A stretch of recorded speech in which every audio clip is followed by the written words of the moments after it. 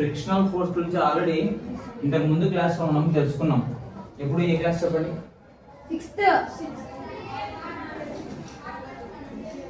Sixth class లో కాదా, last circular motion లో కాదు, న్యూటన్స్ లాస్ ఆఫ్ మోషన్ లో ఫోర్సెస్ గురించి ఎక్స్ప్లెయిన్ చేసేటప్పుడు మీకు ఫ్రిక్షనల్ ఫోర్స్ అంటే ఒక బేసిక్ ఇంట్రడక్షన్ ఇచ్చాను, గుర్తుందా లేదా? So here all of you listen carefully. Friction. So what is a friction? In the definition given, friction is a force that opposes motion between the two surfaces that are in contact. Two surfaces ఎప్పుడైతే contact లో వస్తాయో అప్పుడు ఆ surfaces కి మధ్య ఉన్న opposes motion జరిగేటప్పుడు ఆ సర్ఫేసెస్ కి in between the two surfaces మధ్య జరిగే ఆ యొక్క ఫోర్స్ ని మనం ఫ్రిక్షనల్ ఫోర్స్ అంటాం.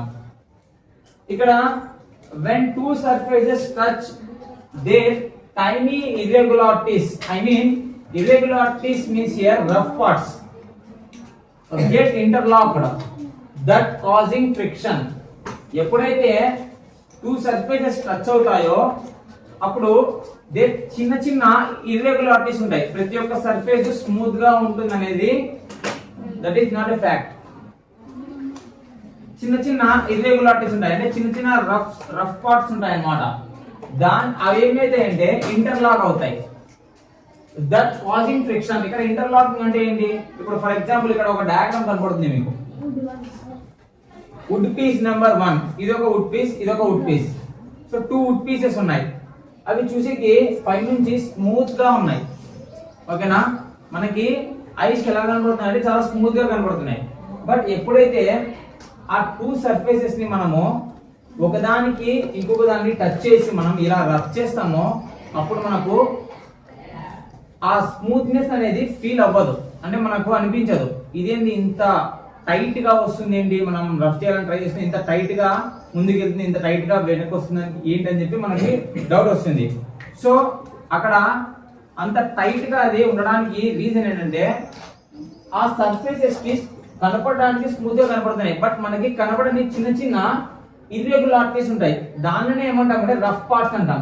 సో అవి మనకి చిన్న చిన్న కనపడవు. అవి ఎప్పుడైతే 2 సర్ఫేసెస్ ని మనము ప్రెస్ చేసి వాటిని మనం మూవ్ చేయడానికి ట్రై చేస్తామో అప్పుడు అక్కడ ఫ్రిక్షన్ అనేది క్రియేట్ అయ్యి ఆ చిన్న చిన్న ఇర్రెగ్యులారిటీస్ ఏమైతాయంటే ఇంటర్లాక్ అవుతాయి, ఒకదానితో ఒకటి ఇంటర్లాక్ అయ్యాయి. ఇక్కడ ఇలా ఇంటర్లాక్ అయినప్పుడు ఏం జరుగుతుందంటే ఫ్రిక్షనల్ ఫోర్స్ అనేది క్రియేట్ అవుతుంది.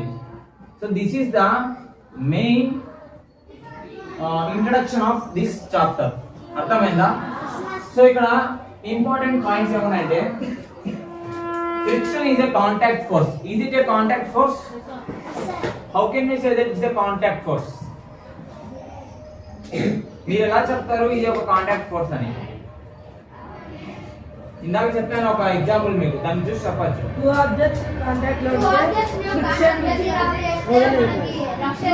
సో ఇక్కడ సెకండ్ పాయింట్ చూస్తే when two surfaces touch, అంటే టచ్ అంటే ఏంటి? దాని అర్థము కాంటాక్ట్ లో రావడం. 2 సర్ఫేస్ కాంటాక్ట్ లో వస్తేనే ఫ్రిక్షనల్ ఫోర్స్ క్రియేట్ అవుతుంది. కాంటాక్ట్ లో లేని ఫోర్సెస్ ఫ్రిక్షనల్ ఫోర్సెస్ కాదు, ఓకేనా? అంటే కాంటాక్ట్ లో లేకుండా ఉంటే దాన్ని మనము ఫ్రిక్షనల్ ఫోర్స్ అని చెప్పకూడదు.